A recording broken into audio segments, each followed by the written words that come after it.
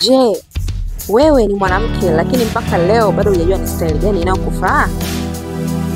Basi usikae kinyonge, kwa sababu leo leo nimekuja kukuhabarisha. Unachotakiwa kufanya ni kitu kimoja tu.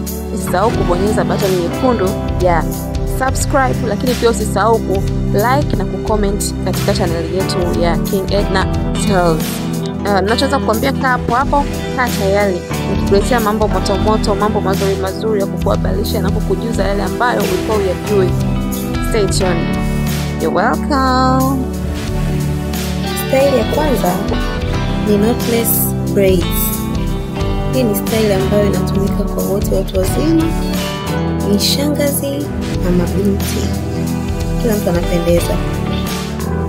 Style ya pili ni crochet braids. Hizi sana zinawapendeza wadada kwa sababu kuna mitindo mingi sana ya wasichana wadogo pamoja na mishangazi ambao wakicroch wampendeza na kuwa na mvuto zaidi. Style inayofuata ni stitch. Hii style sana utawakuta wadada ndio wamesuka nywele, mabinti ndio wanapendeza sana.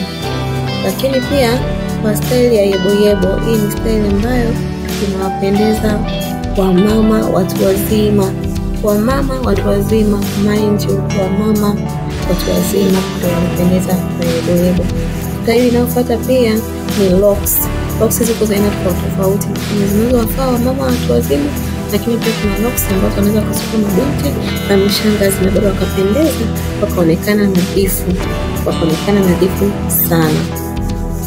So hizi ndio styles ambazo anaweza kasuka mwanamke yoyote akatokelezea kinyama, haijalishi ni age gani aliyopo, kama ni mzee, kama ni kijana, ama ni mama wa age ya kati. Wote tunatokelezea kinyama. Hutaki kujisikia vibaya wala kujiogopa. No. Everybody atatokelezea kinamna yake, kiage yake, na wote tutawaka na Afro Flawless. Wait. Ulijua naongelea style gani? Anyway, jambo ni moja. Endelea ku-like, ku-comment na kusubscribe kwenye channel yetu at King Edna Tales. Vile usisahau kutufollow Instagram at King Edna. Pia usisahau kutufollow TikTok at Afro Flawless and King Edna Tales. Bye. See you next time and hope you have enjoyed.